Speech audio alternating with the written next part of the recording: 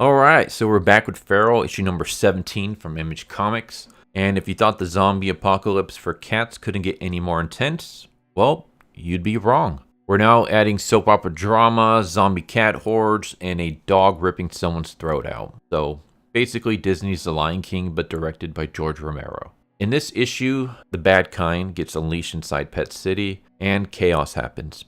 For anyone new to the series, think 28 days later, if the infected were rabid animals and replaced the humans with cats.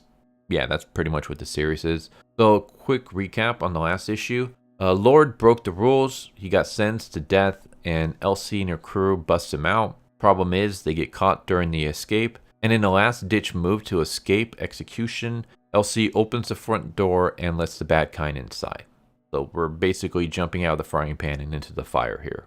And we open right where we left off, with total anarchy. The bad kind rush into the Pet City supermarket and start mauling everything that moves. It's just an absolute slaughter.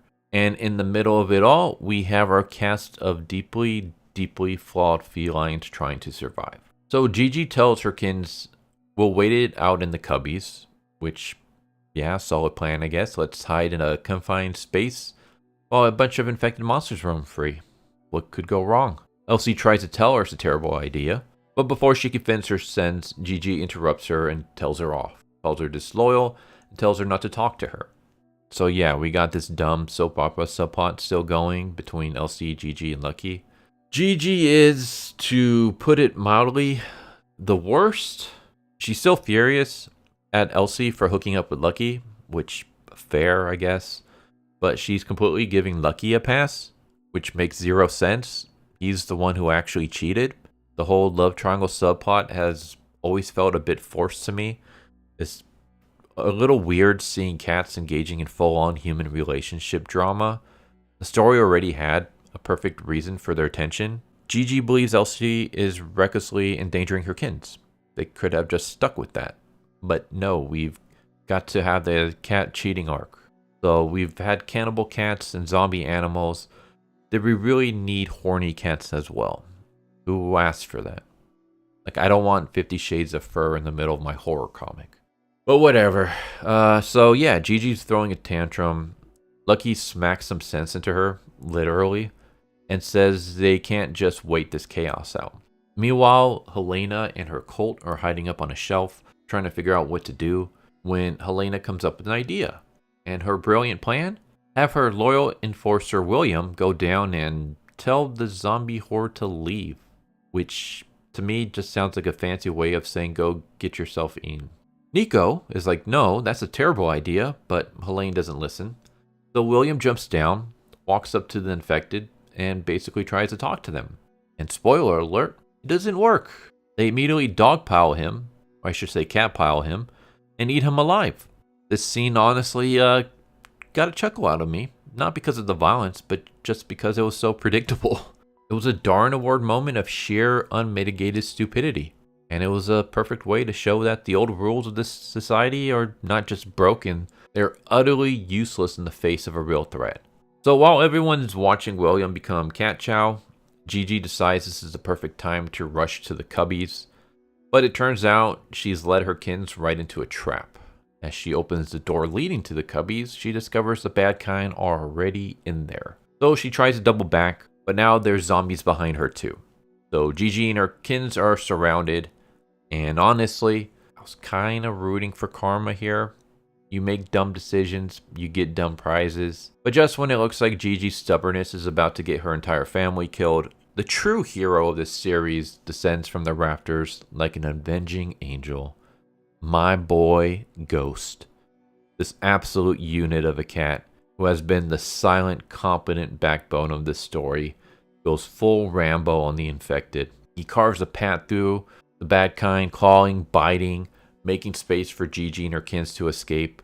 And this is the only time in this comic that actually scared me.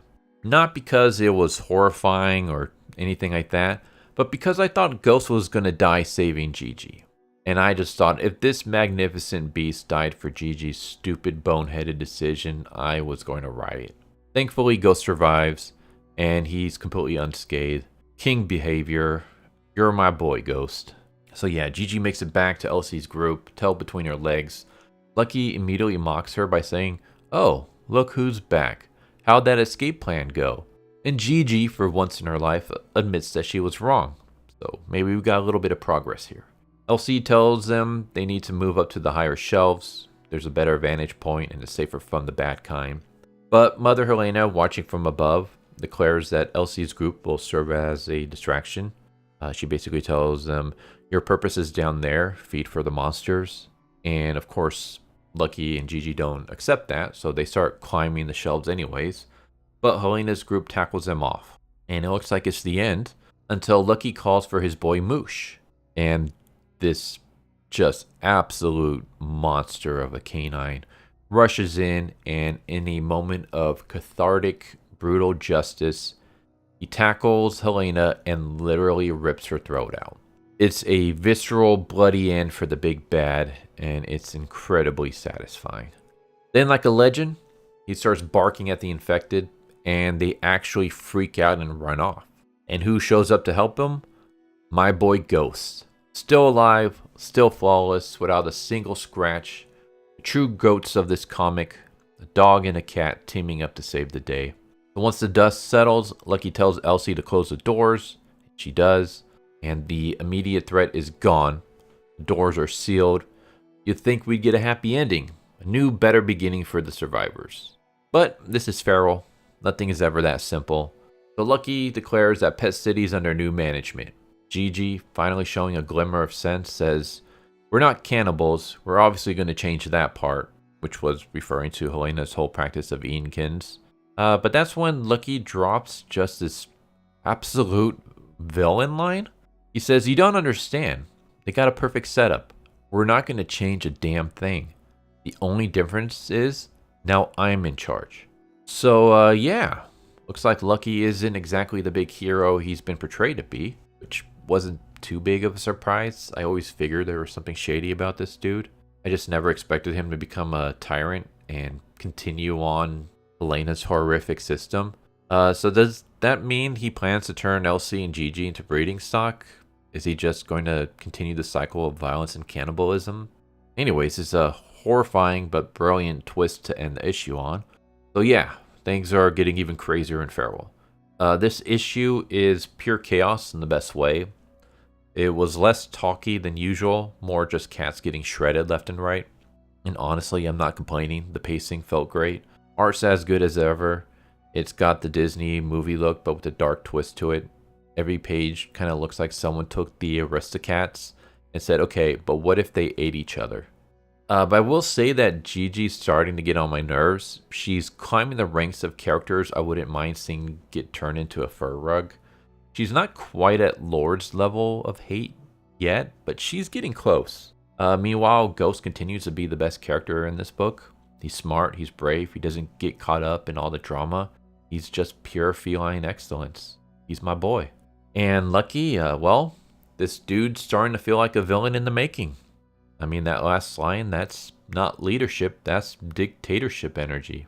So yeah, while Gigi's character tested my patience and the love triangle still feels unnecessary, the core horror and survival elements are executed perfectly. The death of Helena was cathartic, and Lucky's heel turn at the end sets up a terrifying and unpredictable future for our heroes. So this series, in my opinion, continues to be a hidden gem for horror fans. It's messy, it's violent, it's ridiculous in its premise, but there's a weird sincerity to it. It's like watching a car crash, except the car is full of cats arguing about morality, and I can't wait to see where this goes next. So yeah, that's Feral, issue number 17 from Image Comics.